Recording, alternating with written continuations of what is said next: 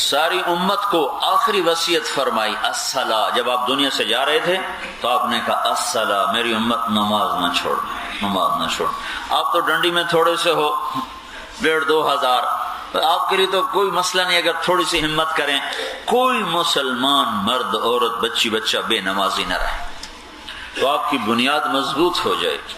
وَاسْتَعِينُوا بِالصَّبْرِ وَالصَّلَاةِ. لوگ لمبے لمبے وظیفے پڑھتے ہیں، 2 نفل پڑھو جب ضرورت پڑے، اس سے بڑا کامل وظیفہ کوئی نہیں، اس سے بڑی طاقتور چیز کوئی نہیں ہے.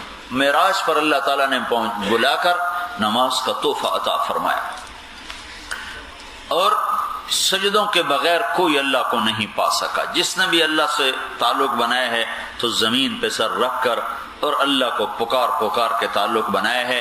نماز نکل جاتی ہے سارا دین ٹوٹ جاتا ہے. جعلت قرۃ عینی فی الصلاۃ، کہ میری آنکھوں کی ٹھنڈک نماز ہے. قد افلح المؤمنون الذین هم فی صلاتهم خاشعون قد افلح من تزکا وذکر اسم ربہ فصلی.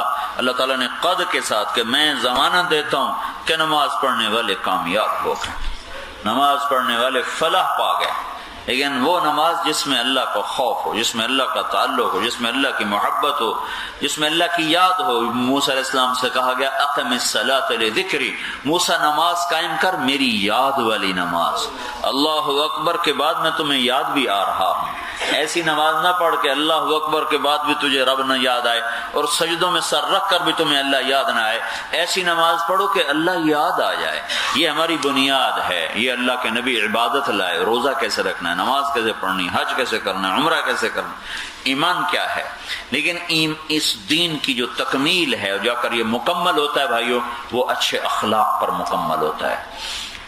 بنیاد کے بغیر عمارت نہیں، اور چھت کے بغیر رہنے کے قابل نہیں ہے. یہ مسجد کی خالی آپ بنیادیں بھر کے بیٹھ جاتے تو یہاں تو آپ خود نماز نہ پڑھتے اور کوئی کیسے آتا. آپ نے اس کی بنیادوں کو بھرا، پھر اس پر اتنی بڑی عمارت کو کھڑا کیا، پھر چھت کو ڈالا، اب اس قابل ہے کہ یہاں نماز پڑھی جا رہی ہے. دین شروع ہوتا ہے عبادت سے اور ختم ہوتا ہے اچھے اخلاق پر. بعثت لأتمم مکارم الاخلاق، میں اچھے اخلاق کو مکمل کرنے کے لیے بھیجا گیا ہوں. میٹھا بول، حسن سلوک، یہ بہت بڑا دین ہے. ہمارے نبی سے پوچھا گیا یا رسول اللہ مل اسلام، اسلام کیا ہے؟ تو آپ نے کہا اطعام الطعام و طیب الکلام. اسلام کیا ہے؟ میٹھا بول بولنا اور کھانا کھلانا. اور دوسری حدیث ہے اسلام کیا ہے؟ تو آپ نے کہا کلمہ، نماز، روزہ، حج، زکوٰۃ. وہ ابتدا ہے، یہ انتہا ہے. پھر اس نے پوچھا مل ایمان یا رسول اللہ، ایمان کیا ہے؟ تو مشہور حدیث ہے ایمان ہے اللہ پر، فرشتوں پر، کتابوں پر، ہے نا بھائی. یہ ایک اور بھی سن لو، یہ آخری درجہ ہے. آپ سے پوچھا گیا یا رسول اللہ مل ایمان، ایمان کیا ہے؟ تو آپ نے فرمایا الصبر والسماحہ، ایمان ہے صبر کرنا اور معاف کرنا. صبر کرنا، سماحہ کے مطلب صبر کرنا، معاف کرنا، صبر کرنا نرم طبیعت ہونا، صبر کرنا سخاوت کرنا، یہ سارے سماحہ کے مطلب ہیں. تو صبر کرنا اور معاف کرنا یہ ایمان کا سب سے اعلیٰ درجہ ہے. مل ایمان کا الصبر والسماحہ. بڑے بڑے مجاہدے انسان کر لیتا ہے، معاف کرنے پر نہیں آتا. جس سے دل دکھ جاتا ہے اس کو معاف کرنے کے لیے سینہ تنگ پڑ جاتا ہے، دل گھٹ جاتا ہے. اور یہ معاف کرنا اتنی بڑی دولت ہے کہ مکے والے آپ کے معجزے دیکھ کے ایمان نہیں لائے. بدر میں فرشتوں کو دیکھا، کلمہ نہیں پڑا، شکست ہوئی، ایمان نہیں لائے. چاند کے 2 ٹکڑے ہو گئے، ایمان نہیں لائے. خندق کی لڑائی میں فرشتے اترے، ایمان نہیں لائے. مکے میں آپ فاتحانہ داخل ہوئے 10,000 کا لشکر لے کر، وہ ایمان نہیں لائے. 20 برس کی لڑائی لڑائی لڑائی لڑائی اور آپ تلوار لے کر، لشکر لے کر اندر آئے، پھر بھی کلمہ نہیں پڑا. اور جب آپ نے کہا جاؤ میں نے تمہیں معاف کیا تو سب کے سب نے کلمہ پڑھ لیا. یہ ایسی دولت ہے، یہ اتنا طاقتور عمل ہے. اس وقت ہمارے پاس اخلاق کی نام کی شے ہی کوئی نہیں. نیک سے نیک آدمی کی ایک کمی پکڑ کر اس کی ساری نیکیوں پہ کاٹا پھیر دیں، ایک کمی پر ساری کمیاں، ساری نیکیوں کو برباد کر دیں۔ اور ایک آدمی نے نا میرے اوپر بڑی چڑھائی کی، بہت زیادہ، چپ کر کے میں سنتا رہا۔ جب وہ فارغ ہو گیا تو میں نے کہا بھائی بات یہ ہے، یہ حکومت پاکستان جو ہے نا، یہ بڑی ظالم حکومت ہے، لیکن اپنی رعایا کے بارے میں یہ بھی اتنے نرم دل ہیں کہ جو بچہ 67 نمبر ضائع کر دے اور صرف 33 نمبر لے لے اس کو پاس کر دے۔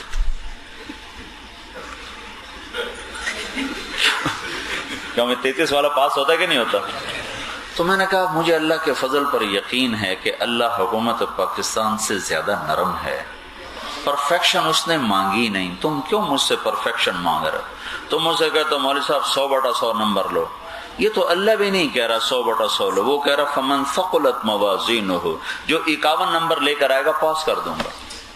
اب تو کیوں بھائی میرے اوپر 100 نمبر کی تلوار لٹکاتا ہے؟ اللہ جو پرفیکشن ہونی چاہیے، مجھے یہ بتاؤ دنیا میں پرفیکشن ہو؟ چونکہ انسان خود پرفیکٹ نہیں ہے تو یہ جو کچھ کرے گا وہ پرفیکٹ کیسے ہو سکتا؟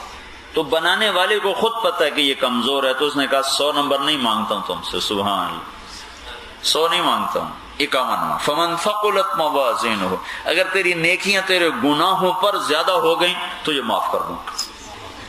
یہ تو وہ بھی نہیں کہہ رہا کہ نیکی ہی نیکی لانا، گناہ ایک بھی نہ لانا۔ اور سناؤ، اللہ کے نبی نے کہا اگر تم سارے گناہ چھوڑ دو نا، سب نیک بن جاؤ، تو اللہ تم سب کو موت دے کے جنت میں پہنچا دے، اور ایک ایسی مخلوق پیدا کرے جو گناہ کرے پھر بیٹھ کے آنسو بہائے، معافیاں مانگے پھر اللہ انہیں معاف کرے۔ اللہ کو معاف کرنا اتنا پسند ہے۔ تو لوگ ہمارے پیچھے پر تم تبلیغ والے ہو، تمہیں 100% ٹھیک ہونا چاہیے، پھر تمہیں تبلیغ کرنی چاہیے۔ ایسے بے وقوف، بھائی 100% تو صرف نبی نمبر لے سکتا ہے، ابو بکر بھی 100 نمبر نہیں لے سکتا، 99 نمبر لے لے گا، 100 نہیں لے سکتا، 100 صرف نبی لے سکتا ہے جو معصوم ہوتا ہے، جس کی خود اللہ حفاظت کر رہا ہوتا۔ پہلے خود ٹھیک ہونا چاہیے، پھر اوروں کو تبلیغ کرنی چاہیے۔ تو میں نے کہا خود ٹھیک ہونے کا پیمانہ کیا ہے بھائی؟ اگر میں یہ کہوں کہ اب میں ٹھیک ہوں تو مجھ سے بڑا شیطان کوئی نہیں، اب میں اوروں کو تبلیغ کروں چونکہ میں ٹھیک ہوں۔ یہ کہنا کہ میں ٹھیک ہوں یہ تو سب سے بڑی گمراہی ہے۔ جو آدمی جتنا ٹھیک ہوتا چلا جاتا ہے وہ اتنا اپنے آپ کو برا سمجھتا چلا جاتا ہے۔ تو یہ تو کوئی معیار ہی کوئی نہیں جناب پہلے ہم ٹھیک ہو جائیں پھر ہم تبلیغ کریں گے۔ آپ لوگ ایسے ہی منہ اٹھا کے چل پڑتے ہو۔ تو پھر بھائی کوئی پیمانہ تو بتاؤ، وہ کیا پیمانہ ہے کہ ہاں بھائی یہ ہے اب تم ٹھیک ہو اب تم تبلیغ کرو؟ جب میرے اندر یہ بات آئے گی کہ میں ٹھیک ہو چکا ہوں، میں اب دعوت دوں گا تو میں خود اللہ کی نظروں سے گرنا شروع ہو جاؤں، میں بڑا شیطان بن جاؤں۔ نیکی کا تکبر تو پیسے کے تکبر سے بھی بڑا۔ آدمی گناہ کر کے اتنا نہیں برباد ہوتا جتنا نیکی کے تکبر میں برباد ہو جاتا۔ عیسیٰ علیہ السلام جا رہے تھے تو ایک ڈاکو کی نظر پڑی، تو نور نبوت دیکھ انہوں نے کہا یا اللہ میری توبہ آئندہ نہیں کروں گا، اور اپنے وہ اترایا ٹھکانے سے اور ساتھ ہو کے چل پڑا۔ تو عیسیٰ علیہ السلام کے ساتھی بھی ساتھ تھے، حواری، اذ قال الحواریون، جن کو قرآن ذکر کر رہا ہے، سمجھو کتنے مقام والے لوگ تھے۔ قرآن من انصاری الی اللہ قال الحواریون نحن انصار اللہ، یہ لوگ تھے۔ تو جب پیچھے آئے نا وہ آگے لوگ پیچھے، یہ ایک آدمی کے ساتھ یوں ہوا تو اس آدمی نے یوں دیکھا یہ حواری ہے، عیسیٰ علیہ السلام کا صحابی ہے، تم دیکھنا کہ اوہ یہ وہ ڈاکو ہے، ڈاکو کا جیسے کوئی غریب آدمی کو مالدار دیکھ کے تکبر کرتا ہے، ایسے ہی گناہگار کو دیکھ کے نیکی والا بھی یوں کرتا ہے، بڑے بڑے موڈ میں آتا ہے۔ یہ جواد وسیم ہمارا بڑا معروف اداکار ہے، وہ 4 مہینے بھی لگا چکا ہے، 7 مہینے بھی لگا چکا ہے، چلہ بھی دیتا ہے اور تھیٹر میں بہت کام کر رہا ہے، بہت کام کر رہا ہے۔ اور کیا بتاؤں میں آپ کو کہ اللہ تعالیٰ کیا کیا تبدیلیاں لا رہا ہے وہاں۔ خیر وہ کہنے لگا پتہ ہے ہم کیوں قریب ہوئے، اور مجھے یاد بھی نہیں تھا، کب کا میں ملنے کے لیے آیا تو میں نے میرے جی میں تھا کہ ہم گناہ گار لوگ ہیں، ہر وقت سٹیج کنجر خانہ ہے، تو ہم جب مولوی صاحب کو ملیں گے تو ہمیں دیکھتے منہ پھیر لے اور ہم سے باتیں نہیں کرے گا، اور مجھے کچھ یاد نہیں میں نے کیا کیا تھا۔ کہ جب میں تم سے ملنے آیا تو تم نے میرا ہاتھ پکڑ لیا، ہاتھ چھوڑا نہیں۔